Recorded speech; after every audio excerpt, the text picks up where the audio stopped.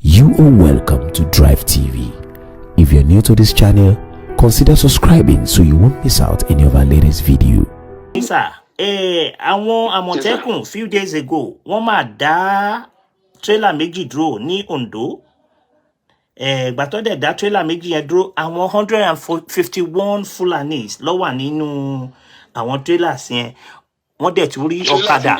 Wọ́n rí ọ̀kadà bíi 10 ńbẹ̀. Wọ́n ní nǹkan ogun àti ogun oríṣiríṣi, gbẹ̀tugbẹ̀tu oríṣiríṣi, bags of it lórí inú ẹ̀. Ṣé àwọn tó bá wá fẹ́ wá ṣiṣẹ́ ní orílẹ̀-èdè Yorùbá náà ṣé ó jẹ́ kó máa kó nǹkan jàǹbá dání báyìí?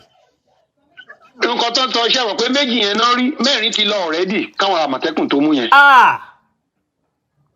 Ìgbà tí mo sọ fún yín nìyẹn o, méjì yẹn náà rí mú, mẹ́rin ti lọ. Ok, ẹ wá bí mi sìn gbogbo àwọn tán mú yẹn ń bo náà wà. Wọ́n ti fi wọ́n lẹ̀ wọ́n ní because they are Nigeria pé gbogbo nǹkan tán kó sára wọ́n fẹ́ lọ́mọ fi máa tọ́jú màálù wọn ni. Òfin burúkú mà lélẹ́yìí o. Kan tí mo sọ fún yín gan lẹ́ẹ̀kan nìyẹn, mẹ́rin tírélà mẹ́rin ti lọ olóòtú. Tírélà mẹ́rin ti lọ already kó tó di pé wọ́n mú méjì yẹn. Ok, gbogbo àwọn tó mú yẹn ń sìn ṣé wọ́n fẹ́ kó wọn lọ sí àtìmọ́lé ni àtìmọ́lé mélòó ló fẹ́ gbà wọ́n? Wọ́n ti tún wọn lẹ̀ ń kálukú máa lọ ni. Nǹkan tí mo sọ fún pé àwọn tó fẹ́ train láti lo nǹkan ogun tán kó wọ south west nìyẹn. Wọ́n lè sọ pé kíní ìgbádìí òǹdè wọn yẹn kíní wọ̀nyẹn ní à wọ́n fi ń protect ara wọn nínú igbó torí Herdsmen ni wọ́n nǹkan kan bẹ́ẹ̀ yẹn. Ṣùgbọ́n ọ̀pànìyàn ẹ kò sí omo ń sọ fún Yorùbá ẹni inú wọn tẹ́ bá ti mú ẹ fún ní jungle justice ẹ má gbé lọ police station because tẹ́ bá ti gbé débẹ̀ ó máa disappear ó ti lọ nìyẹn. Ẹ wo nǹkan tó ṣẹlẹ̀ ní Kuje prison wọ́n lọ já Kuje prison ẹ máa gbọ́ 48 hours 24 to 48 hours ká tó lọ gbogbo àwọn military checkpoints láti Kẹ́fíà Láfíà road wá síbi Lọ́kọ́já lọ sí gbogbo kíní yẹn wọ́n ti dismantle gbogbo wọn láti pé kán lè wọ Kuje prison kán kó gbogbo àwọn Boko Haram tó wà síbẹ̀ síta. Ẹ wo 9 feet wall ẹ bèè pé explosive wo náà lò tó flat gbogbo 9 feet wall down. Ṣẹ́rí àwọn ará Èkó tán bá ń gbọ́ mi tẹ́ bá ti dé ilé epo tẹ́ ti rí àwọn trailer kan tó park bí ọjọ́ kìíní ọjọ́ kejì àbí kẹ́ rí mọ́tò kan kó park sílé epo ọjọ́ kìíní ọjọ́ kejì tí ò kúrò ẹ tètè fúnra. Ṣé ń gbọ́? Gbogbo ẹ̀yin tẹ́ bá wà lẹ́kọ̀ọ́ tẹ́ bá ń gbọ́ mi tẹ́ bá ti ẹni ilé epo tẹ́ bá ti dé tẹ́ ti rí pé mọ́tò yìí ẹ̀yin tẹ́ bá wà lágbègbè yẹn mọ́tò wa rí pé kàn dé páàkì síbẹ̀ ó lè jẹ́ mọ́tò tuntun ó lè jẹ́ SUV kẹ́ máa admire mọ́tò lélẹ́yìí ó ti wà ń bẹ̀ ọjọ́ kìíní ọjọ́ kejì ẹ tètè fúnra. Irú explosive tó bring 9 feet wall down ní Kuje prison tó bá hit ilé epo agbègbè yẹn máa kún ó máa run. Ẹ wo àwọn tán kó nínú tírélà yẹn tí àwọn tán yẹn àwọn arábìnrin yẹn bá wọ community kan ṣé mo kàn máa jẹ community yẹn run.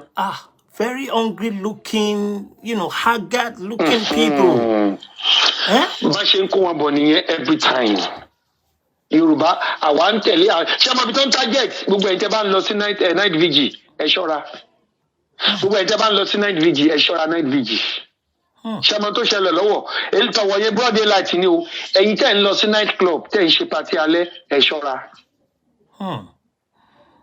Gbogbo ẹ̀yin tẹ́ bá ń wọ shopping mall ẹ má fi gbogbo ojú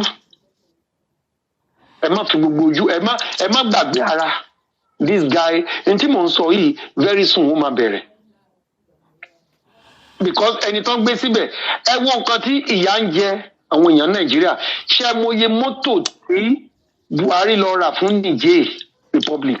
He spent over 1.4 billion. Àwọn ASUU strike o olórí burúkú Festus Keyamo ó ní federal government will not borrow money to give ASUU. Ṣùgbọ́n ẹ lè kó owó kẹfì lọ ẹ wo nítorí kò sí tó kàn mí pẹ̀lú elédè mi ò bú wọn ìwọ ni Niger Delta ìwọ ni Biafra ìwọ ni Arewa ṣe rí àwọn Yorùbá ló jẹ mí lógún because ṣe ní ẹ̀yà mẹ́rin yẹn tá a bá pín ìtò máa kú jù ibi tó kú ti máa pọ̀ jù ilẹ̀ Yorùbá ni. South East Network kìíní tán set up yẹn every Monday wọ́n bí anybody re kó lọ school sit at home ní kò sí gómìnà yẹn tán bí re ẹ tún béèrè dáadáa every Monday ní South East sit at home ọ̀nà government ẹ̀ náà bá bí re kó bọ́ta ǹjẹ́ àṣerú ẹ̀ ní lọ́dọ̀ wa gbogbo ọ̀nà South West governor yẹn ò gbà gbogbo ọ̀nà lọ́balọ́ba ò jẹ́ wọ́n ti bẹ̀rẹ̀ sí kó àǹkárá kí náà ti ń pè àsùwàní ká máa fi fún àwọn ìyá wa lọ́jà ń sìn wọ́n ti gbàgbé pé a lè lọ sóko mọ́ àwọn pẹ́rẹ́ǹtì wa ò lè lọ sóko mọ́ wọn ò lè lọ kọ́kọ́ mọ́ wọ́n ti rẹ́pù wọn wọ́n ti pa wọ́n ẹjọ́ ẹni mélòó náà ti mú náà ti ẹni tó pa Dr. Aborede ẹjọ́ ṣé wọ́n ti mú lọ́la báyìí. Wọ́n mú Sẹ́ríkì tọ́tẹ̀ mú gan òun gan tí ó ti escape báyìí.